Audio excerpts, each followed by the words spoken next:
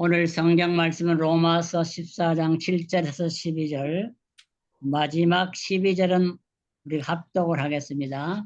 우리 중에 누구든지 자기를 위하여 사는 자가 없고 자기를 위하여 죽는 자도 없도다. 우리가 살아도 주를 위하여 살고 죽어도 주를 위하여 죽나니 그러므로 사나 죽으나 우리가 주의 것이로라. 이를 위하여 그리스도께서 죽었다가 다시 살아섰으니 곧 죽은 자와 산 자의 주가 되려 하심이니라. 내가 어찌하여 내 형제를 판단하느뇨? 어찌하여 내 형제를 없인 여기느뇨? 우리가 다 하나님의 심판대 앞에 서리라. 기록되었으되 주께서 가라사대 내가 살았노니 모든 무릎이 내게 꿇을 것이요 모든 혀가 하나님께 자백하리라 하였느니라. 다 같이. 이러므로 우리 각인이 자기 일을 하나님께 자기 일을 하리라. 하나님께 아멘. 증거하리라. 아멘. 오늘은 이제 우리가 여러분 마이크는 꺼져면 좋습니다.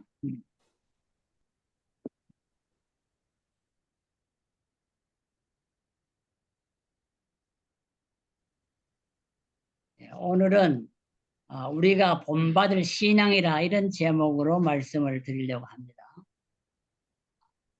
사도 바울이 로마 교회를 향하여 쓴 서신이 로마서죠. 현대 문명에 있어서 모든 길은 로마로 이렇게 했습니다. 로마가 세계 강대국이었고 로마가 세계를 지배하면서 길을 잘 닦아 놓았는데 이것이 우리 초대교회 시대로 보면은 자동차도 없고 참 여러 가지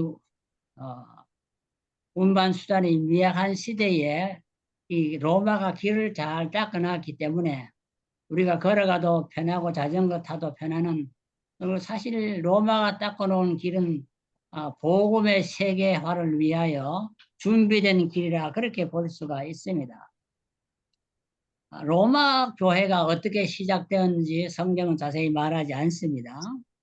그러나 우리가 분명히 아는 것은 오순절 마가의 다락방에 세계 많은 나라 국가 사람들이 모였는데 그때에 로마의 교인들도 거기 모였다는 거예요. 그래서 그들이 10일 동안 기도하고 성령의 뜨거운 체험을 하고 돌아가서 그들이 오순절 로마 교인들이 세운 교회가 로마 교회가 아니겠는가, 이렇게 그 신학자들은 그렇게 생각을 합니다. 다락방 때에 다락방 기도가 성령의 뜨거운 체험을 해서 세계 만방의 복음이 이루게 되는 것은 이미 요엘 선지자를 통하여 예언이 이루어지는 과정이라 그렇게 보게 되는 것입니다. 그래서 이 성령 받은 로마 교인들이 로마로 돌아가서 그들이 성령에 대해서 얘기를 했을 것입니다. 체험하지 못했던 과거의 영적인 체험을 얘기하게 되었고요.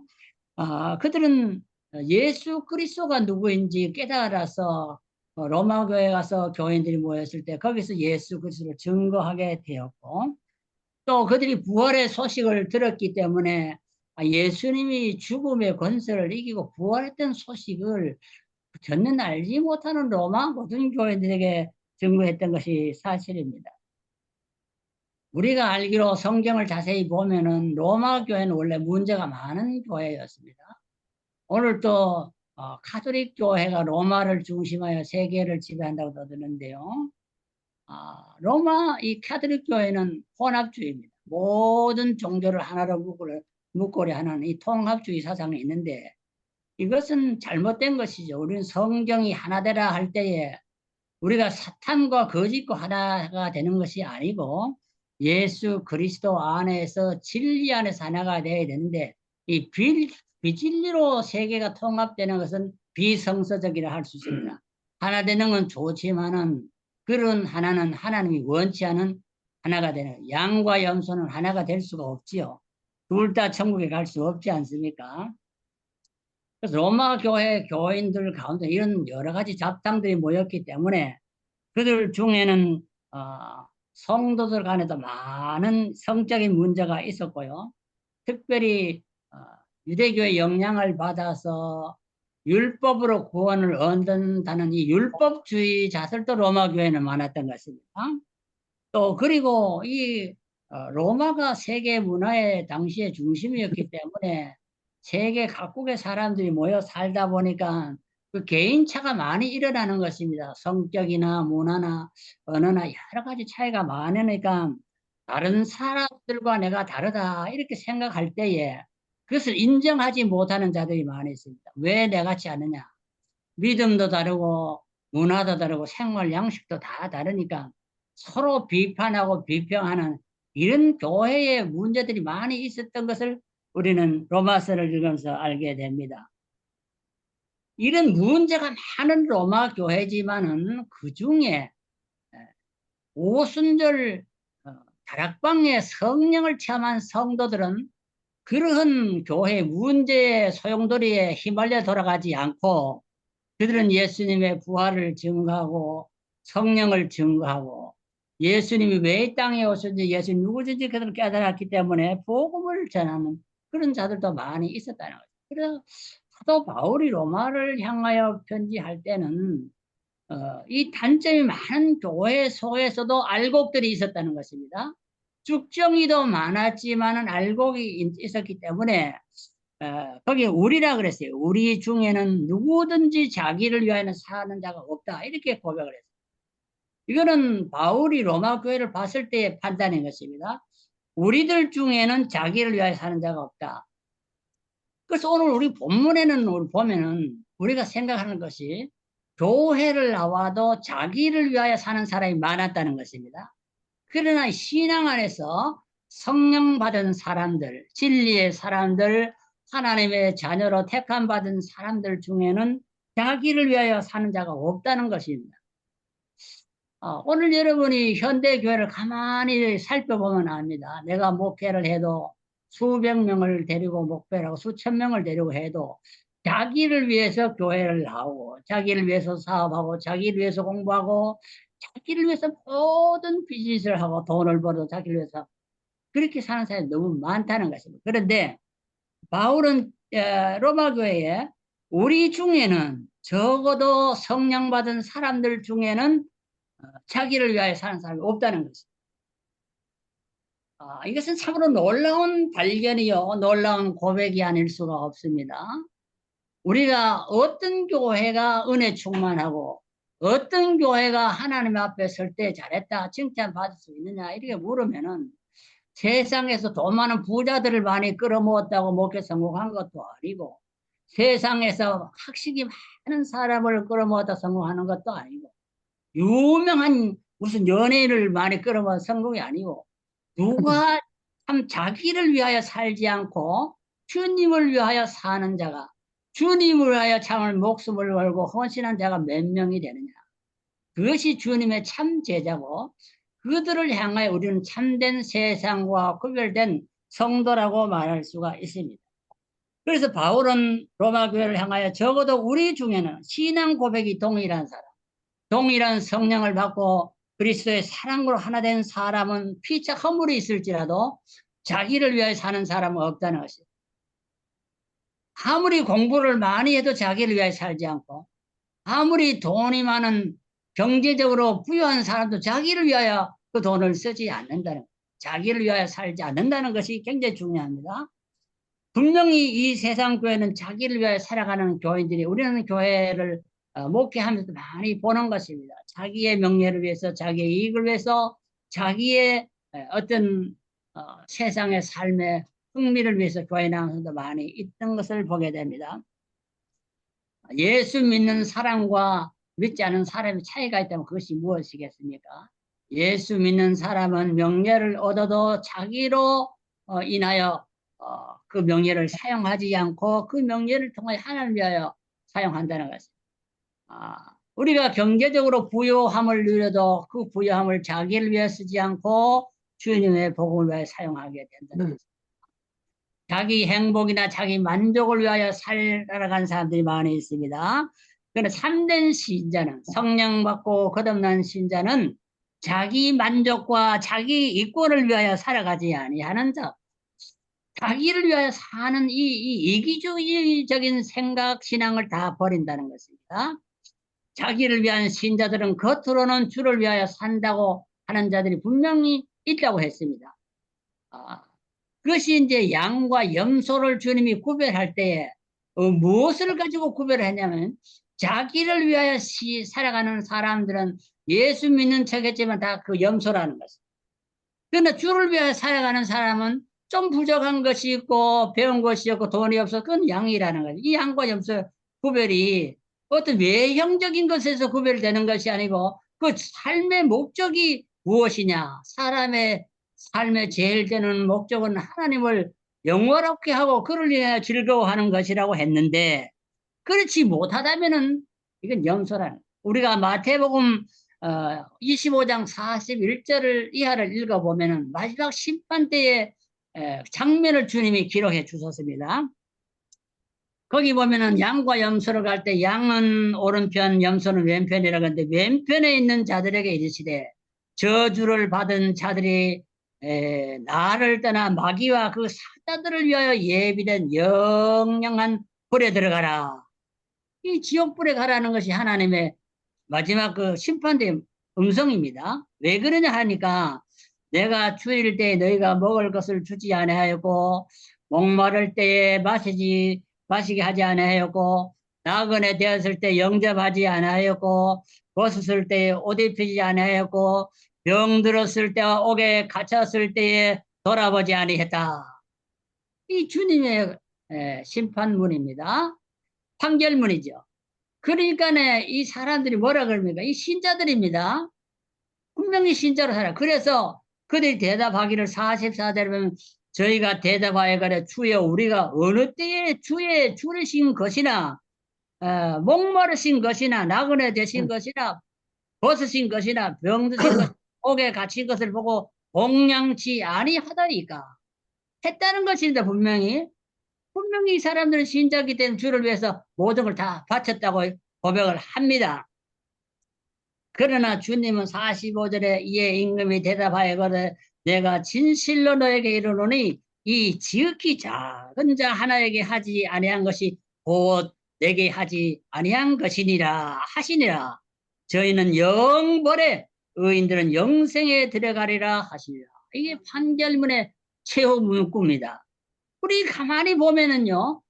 주의 이름으로 한다는 사람이 많아요. 내가 주의 이름으로 병도 고치고 뭐도 하고 했다는 것이. 그런데 주님이 모른다고 했어요. 내가 너희들은 염소고 너희들이 들어가서 영벌을 받는 거. 영원한 벌, 지옥 형벌, 불구덩이에 들어가라는 거죠. 얼마나 억울합니까? 한평생 예수 믿는다고 열심히 교회 나와서 그들은 물론 11조도 바쳤을 것이고 교회에 가서 출석 잘 해가지고 개근상도 받았을 것인데 주님은 모른다는 것이죠. 이게 어디에 그 원인이 있습니다. 자기를 위해 샜기 때문에 그런 것이에요. 비록 일을 적게 하더라도 병자를 못 돌아봤다고 할지라도 주를 위해서 살았다면 그건 양입니다. 자기를 위해서 그런 모든 일을 하는 척 했다면 이거는 염소라는 거예요. 삶의 목적이 다른 거예요. 행위는 누가 더 악인이 더 거룩한 척 바리새인을 보면 얼마나 거룩합니까? 그들은 금식도 잘하고 전도도 열심히 하고 철야도 하는데 주님이 아니라고 그래요. 겉으로 보기에는 아주 모범신자예요. 그런데 실제는 아니에요. 왜 그러냐? 삶의 목적이 자기를 위해서, 자기 이익을 위해서, 자기 명예를 위해서, 자기 만족을 위해서 일을 했기 때문에 이 잘못됐다는 거죠. 그래서 주를 위하여 산다는 것이 놀라운 것이에요. 그래서 이 자기를 위하여 사는 사람이 있고 그다음에 주를 위하여 사는 사람이 이 어려운 생활 사회 환경 속에서 교회 안에도 여러 가지 작동 신자들이 함께 모여서 누가 참 신자인지 구별하기 어려운 상황 속에 살아가고 오히려 가짜 신자들이 더 명예를 얻고 더 존경을 받고 더 예수 잘못 칭찬을 받는 일이 있어도 이런 상황 속에서도 로마 교회에서 주를 위하여 사는 사람이 있었는데 그들은 오순절에서 성령을 체험하고 자기를 부인하고 주를 위하여 삶의 목표를 180도 전하여 살아가는 사람이라. 그래서 8절에 보면은 우리가 살아도 주를 위하여 살고 죽어도 주를 위하여 죽는다. 그러므로 사나 죽으나 우리는 주의 것이다. 자기의 소유권을 완전히 포기한 것이다. 자기의 명예도 포기했습니다. 자기의 모든 것을 포기하고 삶의 목적을 주를 위하여 내가 살고 주를 위하여 죽는다는 거예요. 이 놀라운 고백이 우리의 삶의 지속이 된다면은 우리는 분명히 주님 앞에 설 때에 세상에서 성공하지 못해도 너는 양일에서 내가 너에게 영원한 복을 내리리라. 주님은 그렇게 판단하죠. 저는 그렇게 믿어요. 사람은 겉으로 보고 판단하기 때문에 잘 모릅니다. 바리새인이 더 잘 믿는 줄 알아요. 사도개인이 더 잘 믿는 줄 알아요. 그들이 진짜 신자인 줄 알아요. 그런데 하나님이 보시기에는 정반대의 결론을 내렸다. 삶의 목적이 주의 영광을 위하여 살아가는 로마 교인들이 있었습니다. 그들은 내 것이라고 주장하지 않아요. 내 삶이 전부 주의 것이라는 것입니다. 내 것은 없다는 것입니다. 내 몸도 주님께 바쳤기 때문에 그들은 화형을 행하는 그런 형벌 속에서도 자기 몸을 하나님 앞에 순교의 제물로 드렸던 것입니다.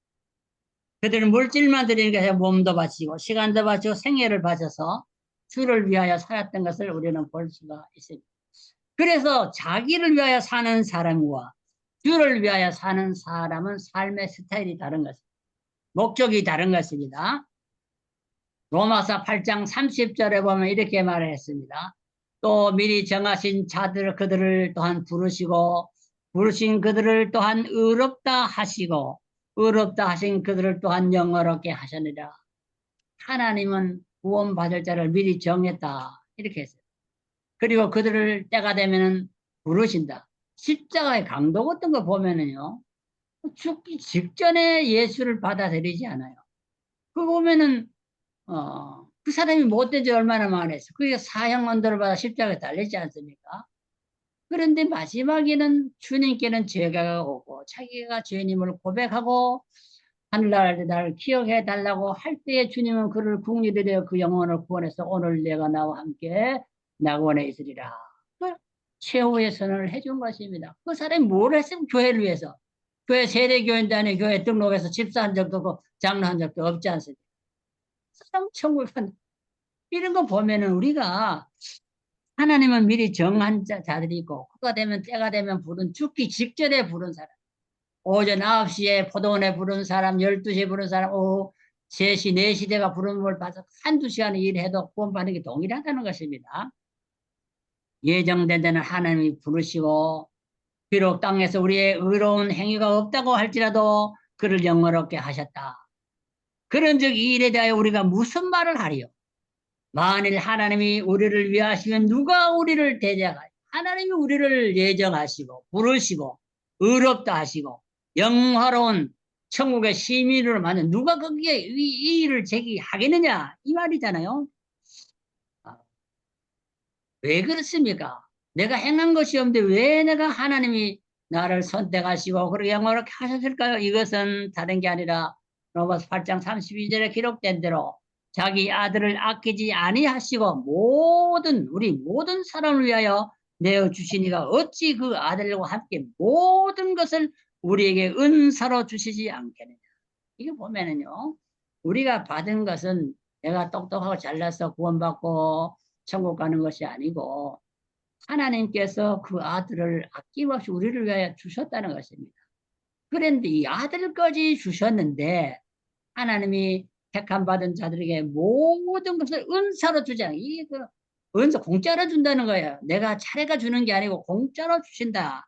그 않겠느냐 이 말은 주겠다는 말보다 더 강조되는 부정의 부정을 하면 긍정이 되는 그런 말. 자, 우리는 오늘 두 종의 사람이 이 땅에서 살아가고 있다는 걸 알았어. 자기를 위하여 살아가는 사람. 교회에 나와도 그런 가짜 신자가 있다. 염소 같은 신자. 남들에게 멸시 천대받아도 주를 위하여 살아가는 사람이 있다. 주를 위하여 사느냐, 자기를 위하여 사느냐. 이 두 가지가 마지막에 판가름이 난다. 그래서 거기 오늘 보면 마지막 심판대 앞에 서리라. 그 말이지. 잘난 사람, 못난 사람 할 것 없이 유무식 간에 빈부의 차이가 있어도 반드시 누구다 또 하나님의 심판대 앞에 서다. 심판대 앞에 서면 누가 나를 고발하는가? 자기가 스스로 자기의 모든 삶을 하나님 앞에 직접 구한다. 직구한다. 이렇게 성경 직구한다. 내가 내 잘못을 스스로 인정한다. 세상에는 제가 죄를 지어 놓고도 안 지었다. 이렇게 말하는 사람이 있지만은 하나님 앞에 하나님 다 영광 빌리고지 우리 인생을 다 돌리니까 직구할 수밖에 없지요. 직구하게 됩니다. 그래서 그 로마 교회에 여러 가지 문제점이 있는 것을 알고 바울은 그랬습니다. 우리는 남을 판단하면 안 된다.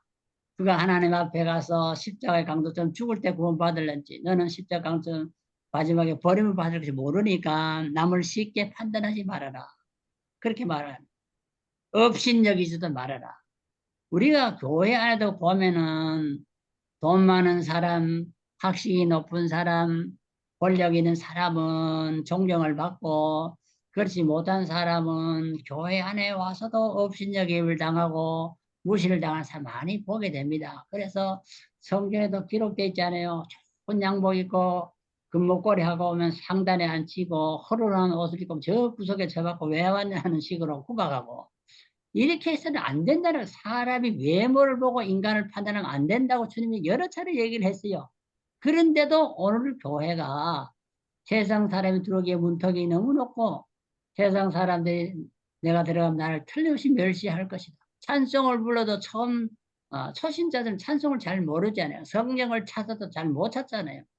그러면 이 오래 다닌 사람들은 성경을 찾는 것도 도와주고 찬송도 잘 못 찾아주고 가르쳐 줘야 되는데 오히려 그들을 무시해 버리거든요.